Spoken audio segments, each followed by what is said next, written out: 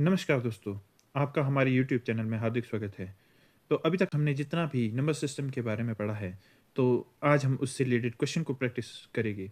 हमारे पास पहला क्वेश्चन दिया गया है कि which of these number sets not a subset of real numbers, यानी कि इनमें से कौन सा समूह वास्तविक संख्याओं का उपसमूह नहीं है। तो देखिए इसका आंसर क्या होगा। और ये एसएससी सीपीओ में अभी जो 11 तारीख को एग्ज़ाम हुआ, 11 दिसंबर को एग्ज़ाम हुआ है, उसमें पूछा गया है। और ये क्वेश्चन मैंने इसलिए लाया है क्योंकि ये क्वेश्चन टीसीएस जो भी हमारे एचपी में एग्ज़ाम कंडक्ट हो रहे हैं, वो टीसीएस कंपनी द्वारा ऑनलाइन एग्ज़ाम हो रहे हैं। तो टीसीएस किस तरह से क्वेश्चन पूछते हैं हम ये जानेंगे। इस क्वेश्चन में हमसे पूछा है कि जो रियल नंबर का सबसेट कौन नहीं, इनमें से रियल नंबर का सबसेट कौन नहीं है। तो सबसेट का मतलब होता है रियल नंबर का पार्ट, या रियल नंबर के अंडर आती है जो संख्या। तो हमने जो पढ़ा था कि सबसे बड़ा होता है कॉम्प्लेक्स नंबर सबसे बड़ा होता है कॉम्प्लेक्स नंबर को हम दो दो पार्ट में डिवाइड करते हैं। एक होता है रियल नंबर और एक होता है इमेजिनरी नंबर। अब देखिए वैसे ही हमारे से रियल नंबर पूछा गया है कि रियल नंबर के कौन सा सबसेट नहीं है, नॉट पूछा गया है, नॉट। तो रियल नंबर को हम फर्दर दो पार्ट में डिवाइड करते हैं। एक होता है रैशनल यानी कि परिमेय संख्या, एक होता है इरेशनल नंबर यानी कि अपरिमेय संख्या। और रैशनल को हम आगे और तीन हिस्सों में डिवाइड करते हैं जिसमें एक होता है इंटीजर्स, एक होता है होल नंबर और एक होता है नेचुरल नंबर। तो क्वेश्चन में पूछा गया है कि रियल नंबर का सबसेट यानी कि रियल नंबर का पार्ट कौन सी संख्या नहीं है। तो देखिए रैशनल नंबर, पहला ऑप्शन है रैशनल नंबर। तो रैशनल नंबर पार्ट है रियल नंबर का, ठीक है। तो इरेशनल नंबर भी पार्ट है रियल नंबर का। तो इंटीजर्स भी पार्ट है रियल नंबर का। और ऑप्शन डी है कॉम्प्लेक्स नंबर सबसे बड़ी संख्या है, ये रियल नंबर का पार्ट नहीं है। तो हमारा आंसर होगा option number D, complex number, क्योंकि कॉम्प्लेक्स नंबर रियल नंबर का पार्ट नहीं है बल्कि रियल नंबर कॉम्प्लेक्स नंबर का पार्ट है। तो अगला क्वेश्चन है what is the smallest whole number, सबसे छोटी पूर्ण संख्या कौन सी है, होल नंबर कौन सी है। तो होल नंबर यानी कि पूर्ण संख्या क्या होती है, मैंने आपको बताया था होल नंबर होते हैं जिन्हें हम जीरो से स्टार्ट करते हैं, 0, 1, 2, 3 ऐसे। तो सबसे छोटा होल नंबर हुआ जीरो। तो आप कमेंट करके बताइए जो संख्या एक से स्टार्ट होती है, 1, 2, 3, इन संख्याओं को क्या बोलते हैं, इन संख्याओं को क्या बोलेंगे, ये आप मुझे कमेंट बॉक्स में बताएंगे। Question number 3। अब ध्यान से देखिए, ये क्वेश्चन भी सीजीएल में पूछा गया है, एसएससी सीजीएल में। और ये क्वेश्चन मैंने इसलिए लाया है क्योंकि ये टीसीएस जो हमारी कंपनी है, जो हमारा एग्ज़ाम कंडक्ट कराएंगी ऑनलाइन एग्ज़ाम, वो ऐसे क्वेश्चन पूछती है। तो देखिए क्वेश्चन में पूछा गया है the set of real numbers, कौन से नंबर दिए गए हैं, real numbers. The set of real number include which of the following. तो ये बोल रहा है कि जो रियल नंबर होते हैं यानी कि वास्तविक संख्या होती है, तो उनमें इनमें से क्या आएगा। तो हमें पता है कि रियल नंबर को हम दो हिस्सों में बांटते हैं। पहला आता है रैशनल, फिर आता है इरेशनल। तो इन्होंने क्या ऑप्शन दिए हैं, देखिए ऑप्शन नंबर 1 बोल रहा है ओनली रैशनल नंबर। क्या इसमें ओनली रैशनल नंबर आते हैं, नहीं। ऑप्शन नंबर ए सही नहीं होगा क्योंकि इसमें रैशनल के साथ इरेशनल नंबर भी आते हैं। तो सेकंड ऑप्शन है ओनली इरेशनल नंबर, नहीं, ओनली इरेशनल नहीं आएंगे क्योंकि सिर्फ इरेशनल नहीं आएंगे, हमारे पास रैशनल नंबर्स भी आएंगे। और ऑप्शन नंबर डी में क्या बोल रहा है, ओनली होल नंबर्स। क्या होल नंबर, क्या पूर्ण संख्या आएंगी जो जीरो से स्टार्ट होती है, नहीं, होल नंबर नहीं आता है। इसमें क्या आता है, इसमें both rational and irrational number आएंगे। तो ऑप्शन नंबर सी हमारे पास सही है। क्वेश्चन नंबर 4, चौथा क्वेश्चन। देखिए दोस्तों ये क्वेश्चन भी एसएससी सीपीओ में पूछा गया है, अभी जो 9 दिसंबर को एग्जाम हुआ है उसमें ये पहली शिफ्ट में पूछा गया क्वेश्चन है। तो इसमें पूछा है कि the square root of any prime number. अगर कोई प्राइम नंबर है, तो हमने इससे पहली वाली ही वीडियो में पढ़ा था कि प्राइम नंबर क्या होते हैं। प्राइम नंबर वो नंबर होते हैं जिसके प्राइम नंबर प्राइम नंबर कौन सी संख्या होती है? प्राइम नंबर यानी कि अभाज्य संख्या है। मैंने उस टाइम भी कहा था कि अभाज्य संख्या से सबसे ज़्यादा क्वेश्चन पूछे जाते हैं। नंबर सिस्टम में अभाज्य संख्या मोस्ट इंपॉर्टेंट है, मोस्ट इंपॉर्टेंट टॉपिक है। तो अभाज्य संख्या क्या होती है? अभाज्य संख्या होती है जिनके जिनके सिर्फ 2 ही फैक्टर होते हैं, जैसे 2, 3, 5, 7, इस तरीके से 11, 13, ये अभाज्य संख्याएं होती हैं। तो इनके सिर्फ 2 ही फैक्टर होते हैं, तो इन संख्या को हम अभाज्य संख्याएं बोलते हैं। मैं आपसे क्वेश्चन करता हूं कि 1 से लेके 100 तक, 1 से लेके 100 तक कितने प्राइम नंबर है? कितने प्राइम नंबर है? आप मुझे कमेंट करके बताएं। मैंने आपको ये डिटेल में बताया है कि 1 से लेके 100 तक, 1 से लेके 50 तक और 50 से लेके 100 तक कितने प्राइम नंबर आते हैं। तो आप मुझे ये कमेंट करके बताएंगे कि 1 से लेके 100 तक कितने प्राइम नंबर आते हैं। क्वेश्चन में पूछा गया है कि square root of any prime number, अगर किसी अभाज्य संख्या का हम वर्गमूल करते हैं तो वो कौन सी संख्या बन जाती है? तो देखते हैं। अगर हम 2 का स्क्वायर रूट करेंगे, 2 का स्क्वायर रूट, ये होता है स्क्वायर रूट, इसको अंडर रूट भी बोलते हैं, स्क्वायर रूट भी बोलते हैं।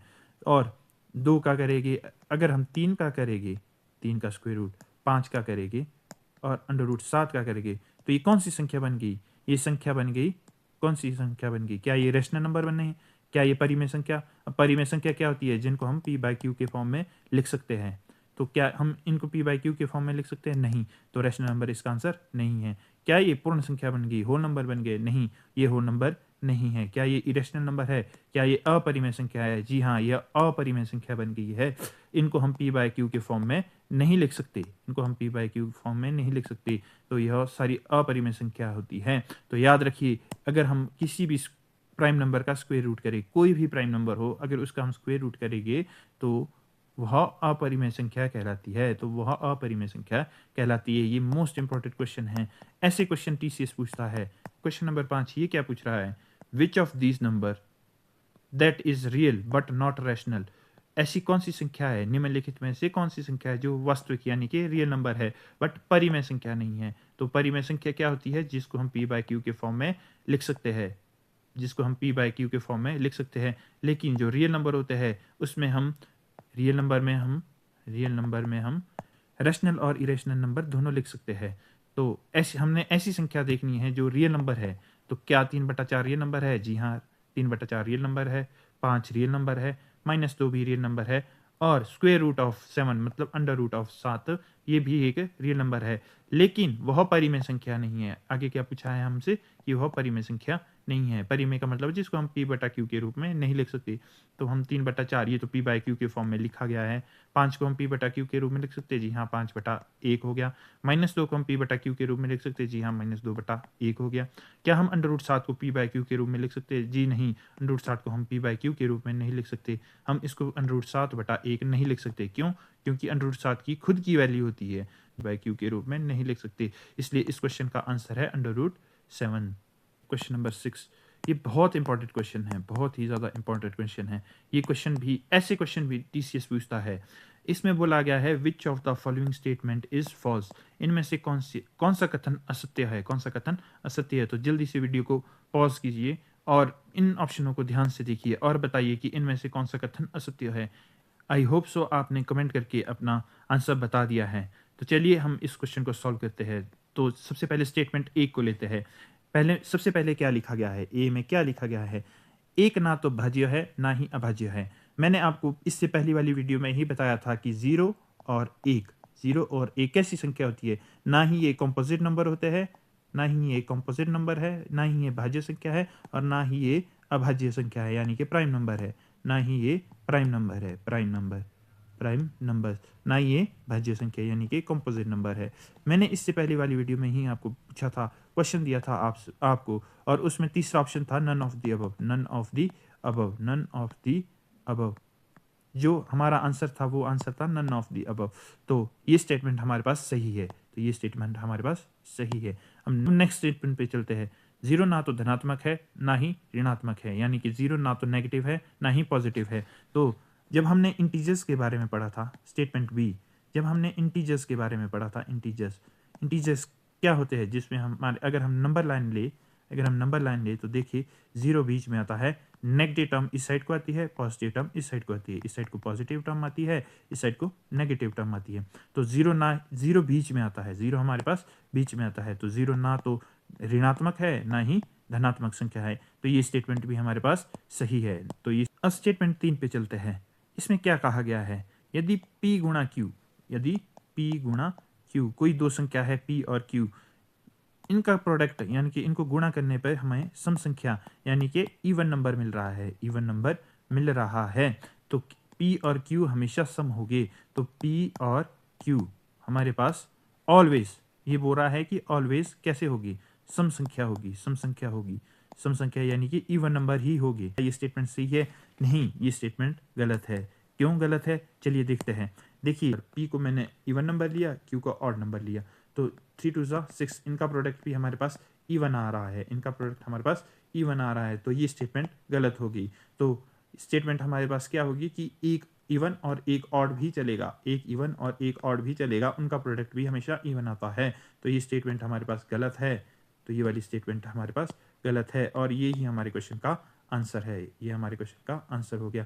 तो हम ऑप्शन नंबर डी भी चेक कर लेते हैं कि √2 एक अपरिमेय संख्या है। इससे पहले वाले क्वेश्चन में भी हमने देखा है कि √2 कैसी संख्या है, √2 एक अपरिमेय संख्या है। क्यों? क्योंकि हम इसको p बाय क्यू के फॉर्म में नहीं लिख सकते, p बाय क्यू के फॉर्म में नहीं लिख सकते, तो ये भी ये स्टेटमेंट सही है। तो हमारा आंसर यहाँ पे है ऑप्शन नंबर सी है। क्वेश्चन नंबर 7, इसमें पूछा गया है कि n is a prime number, n कैसा है, प्राइम नंबर है। फिर से देखिए प्राइम नंबर पे क्वेश्चन आ गया है कि मैंने आपको बताया था कि प्राइम नंबर पे सबसे ज़्यादा यानी कि अभाज्य संख्या पे सबसे ज़्यादा क्वेश्चन पूछे जाते हैं।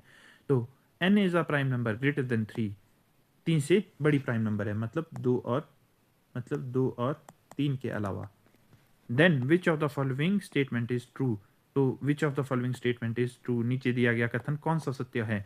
मैंने आपको बताया था कि 2 और 3 के अलावा अगर हमने कोई भी प्राइम नंबर बनाना होगा तो हम उसको किस तरीके से बनाएंगे, तो उसको बनाएंगे हम 6k ± 1। यदि आपको याद होगा तो ये हमने कल ही ये फार्मूला पढ़ा था कि 6k ± 1, इसलिए ये छोटे छोटे फार्मूले जो हमने पिछली क्लासों में पढ़े हैं ये बहुत ज़्यादा इंपॉर्टेंट होते हैं क्योंकि ये सीधे सीधे पूछे जाते हैं। तो इसका आंसर है ऑप्शन नंबर सी। एन क्या है हमारे पास, एन हमारे पास है 6k ± 1, 6k ± 1। तो चलिए नेक्स्ट क्वेश्चन पे चलते हैं, क्वेश्चन नंबर 8। तो देखिए ये क्वेश्चन भी हमने इससे पहले वाली वीडियो में ही पढ़ा था, जहां हमने अभाज्य संख्याओं के बारे में पढ़ा था कि प्राइम नंबर क्या होते हैं। अगर प्राइम नंबर 3 से बड़ा है, अगर प्राइम नंबर 3 से बड़ा है मतलब 2 और 3 के अलावा, 2 और 3 के अलावा कोई भी प्राइम नंबर है, अगर हम उसका स्क्वायर करेंगे, हमने एग्जांपल भी लिया था, हमने एग्जांपल लिया था p की वैल्यू 7 ली थी, p की वैल्यू क्या ली थी, 7 ली थी। तो अगर हम p स्क्वायर -1 इस टर्म में इसको लिखे, p स्क्वायर -1 इस टर्म में हम इसको लिखेंगे, तो ये हमेशा किससे डिविजिबल होगी, ये हमेशा किससे डिविजिबल होगी, यही हमसे क्वेश्चन पूछा गया है। तो देखिए इसमें ऑप्शन हमारे पास वो नहीं है जो हमने पढ़ा था, ऑप्शन हमारे पास नहीं है जो हमने पढ़ा था। हमने पढ़ा था 24 कि हमेशा ये 24 से ही डिविजिबल होगी, 24 से हमेशा पूरा पूरा डिविजिबल होगा। पर अगर आपने ये टर्म पढ़ी है कि p स्क्वायर -1 हमेशा किससे डिविजिबल होगा, ये हमेशा 24 से डिविजिबल होगा, 24 से, तब आप इसका आंसर बड़े आराम से कर सकते हैं। तो चलिए देखते हैं कैसे। देखिए कोई भी टर्म अगर 24 से डिविजिबल है मतलब ये इसके फैक्टर से भी डिविजिबल होगी, ये इसके फैक्टर से भी डिविजिबल होगी। तो 24 के फैक्टर क्या होते हैं, 24 के फैक्टर होते हैं 24, 12, 8, 6, 4, 3, 2, 1। तो ये सब इस टर्म को डिवाइड करते हैं, ये सब इस टर्म को डिवाइड करते हैं। तो हमारे पास देखिए ऑप्शन क्या है, पहला ऑप्शन है 5, क्या 5 इसमें है, नहीं, तो ये ऑप्शन गलत है। क्या 7 इसमें है, नहीं, तो ये ऑप्शन गलत है। क्या 11 इसमें है, नहीं, तो हमारा आंसर है 8, हमारा आंसर है 8, क्योंकि 8 24 का एक फैक्टर है। तो देखिए इस तरह से क्वेश्चन बनते हैं। तो आपका बेसिक बहुत अच्छा होना चाहिए क्योंकि TCS बहुत ही बेसिक लेवल से क्वेश्चन पूछ रहा है। जो TGT मेडिकल और नॉन मेडिकल में क्वेश्चन पूछे गए हैं तो वो बहुत ही बेसिक लेवल से पूछे गए हैं, तो ये आपको हमेशा पता होनी चाहिए। तो ये फार्मूला बहुत इंपॉर्टेंट बन जाता है क्योंकि इस तरीके से क्वेश्चन बन जाते हैं।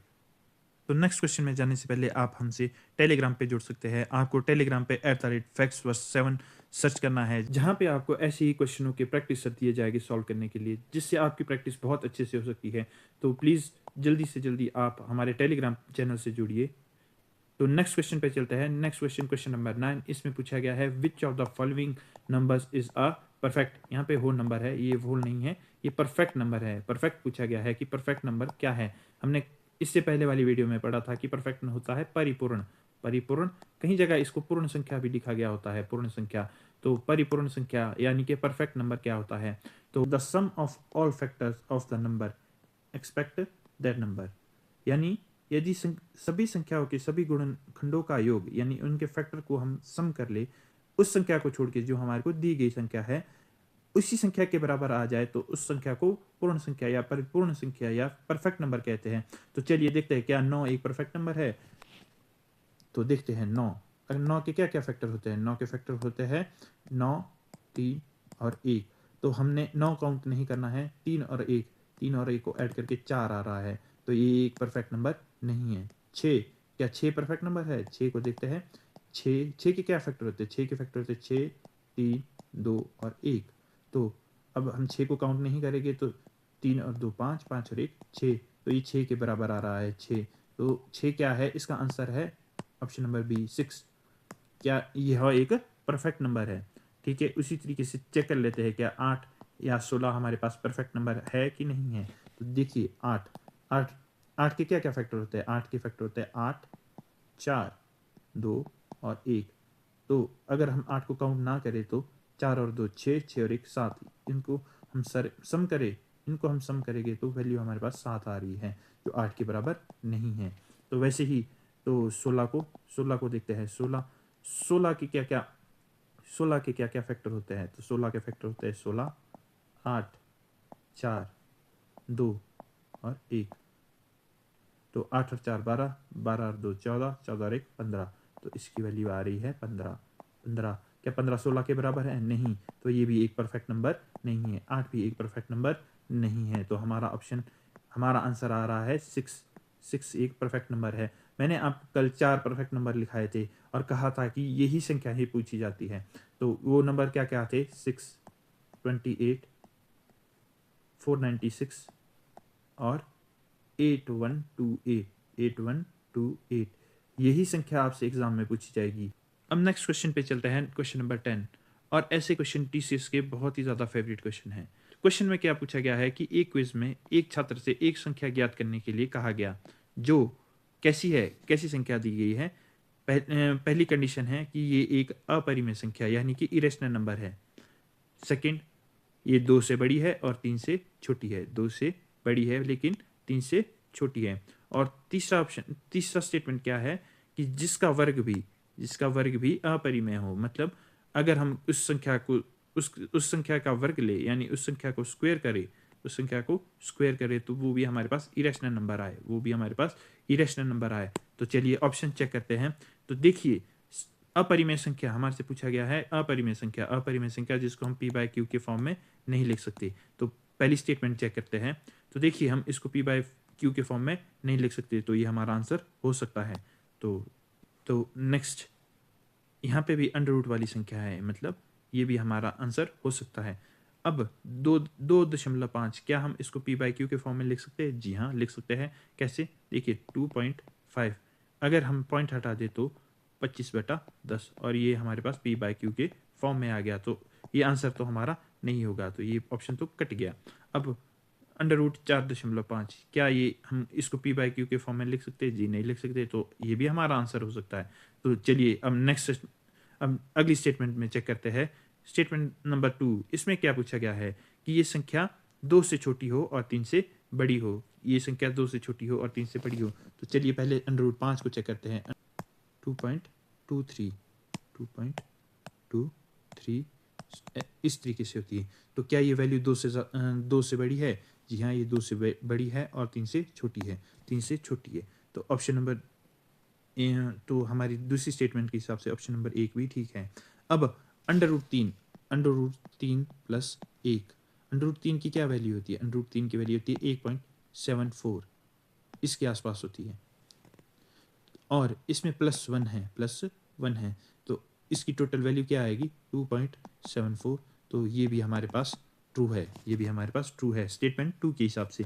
अब √4.5 इसकी वैल्यू भी अगर आप ध्यान से देखेंगे, √4.5 की वैल्यू, इसकी वैल्यू भी हमारे पास 2 और 3 के बीच में आएगी, 2 और 3 के बीच में ही आएगी, यानी कि 2 से बड़ी और 3 से छोटी, 2 से बड़ी और 3 से छोटी ही आएगी। तो ये भी हमारे पास स्टेटमेंट 2 के हिसाब से ये ऑप्शन भी ट्रू है।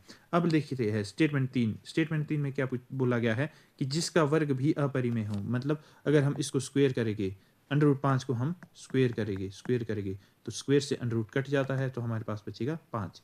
तो ये तो एक परिमेय संख्या बन गई, क्योंकि हम इसको p/q के फॉर्म में लिख सकते हैं। तो ये ऑप्शन कट गया, स्टेटमेंट 3 के हिसाब से ऑप्शन कट गया। अब नेक्स्ट देखते हैं option number D. Option number D में भी यही है, √4.5। इसको अगर हम स्क्वायर करेंगे तो स्क्वायर से √ कट गया, तो 4.5, इसको भी हम p/q के फॉर्म में लिख सकते हैं। तो ये ऑप्शन भी हमारा आंसर नहीं होगा। अब हमारे 3 ऑप्शन कट गए, तो हमारा आंसर ऑप्शन नंबर बी होगा।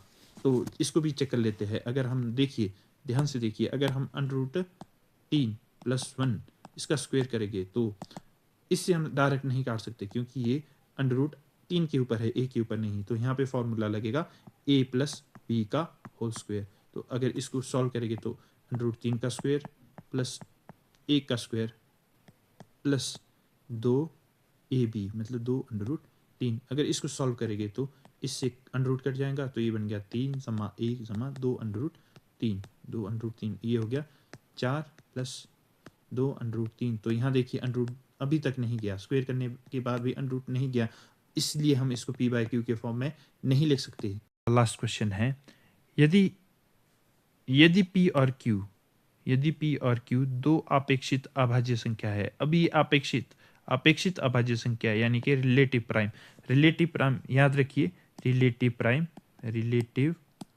प्राइम और को प्राइम एक ही होता है। हमने कल ही इसके बारे में पढ़ा था कि रिलेटिव प्राइम क्या होता है, को प्राइम क्या होता है, ट्विन प्राइम क्या होता है।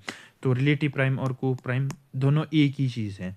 तो हमने यहाँ पे बताना है कि अगर p और q दो को प्राइम या रिलेटिव प्राइम संख्या है और p + q 10 है, p + q क्या है 10 है, p + q 10 है और p हमेशा q से बड़ा होगा, तो p और q के कितने युग्म संभव है, p और q के कितने युग्म, यानी कि इसके कितने पेयर्स बन सकते हैं। हमारे पास देखिए, इसको हम सॉल्व किस तरीके से करेंगे, ध्यान से देखिए। हमारे पास स्टेटमेंट में दिया है p + q क्या है, हमारे पास 10 है। तो और क्या बोला है कि p हमेशा q से बड़ा होगा, कि मतलब ये वाली संख्या हमेशा q से बड़ी होगी। देखिए हमने क्या बनाने हैं, पेयर्स बनाने हैं। हमने पेयर्स बनाने हैं, यानी कि युग्म बनाने हैं, ठीक है। तो हम एक एक करके इसमें वैल्यू पुट करेंगे। तो किस तरीके से, अगर हम p को 9 ले, अगर हम p को 9 ले और q को 1 ले, तो हमारे पास 10 आएगा, ठीक है। अगर हम p को 8 ले और q को 2 ले, तो भी हमारे पास 10 आएगा। अगर p को हम 7 ले और q को हम 3 ले, तो हमारे पास 10 आएगा।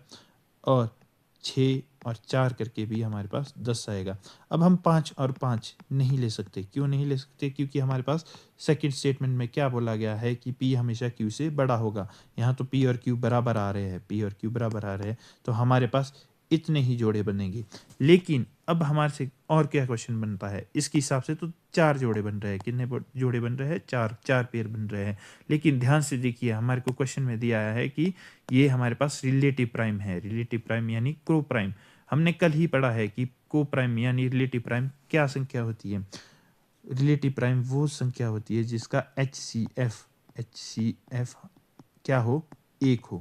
HCF ऐसी दो संख्याएं या वो कंपोजिट भी हो, चाहे वो प्राइम नंबर, चाहे वो कंपोजिट नंबर हो, चाहे वो प्राइम नंबर हो, ऐसी दो संख्या जिसका HCF 1 आए, इन संख्या को हम को प्राइम संख्या कहते हैं। तो यहाँ देखिए 9 और 1 का HCF क्या होगा, 1 होगा। तो ये 1 हमारे पास जोड़ा बन गया। यहाँ देखिए 8 और 2 में क्या HCF आएगा, 8 और 2 में 2 HCF आएगा। तो ये ऑप्शन गलत है। तो 7 और 3 में क्या एचसीएफ आएगा, 7 और 3 में कोई भी कॉमन टर्म नहीं है, तो एक इसका एचसीएफ आएगा। 6 और 4 में इसका एचसीएफ 2 आएगा, तो ये ऑप्शन गलत है। तो हमारे पास कितने जोड़े बन रहे हैं, 2 जोड़े, एक ये वाला एक ये वाला, इन दोनों में एक एचसीएफ आ रहा है। तो इसका आंसर होगा ऑप्शन नंबर बी, ये राइट आंसर होगा। तो देखिए क्वेश्चन नंबर 12, ये वाला क्वेश्चन आप लोगों के लिए होमवर्क है। ऐसा क्वेश्चन इससे पहले हमने क्वेश्चन नंबर 11 किया, ये सेम वैसा ही क्वेश्चन है। आपने इसका आंसर मुझे कमेंट करके बताना है, कमेंट करके प्यारा सा कमेंट करके बताना है इसका आंसर आपने मुझे, कि आप मुझे कमेंट करके बता सकते हैं। तो मिलते हैं आपसे नेक्स्ट वीडियो में, तब तक के लिए धन्यवाद।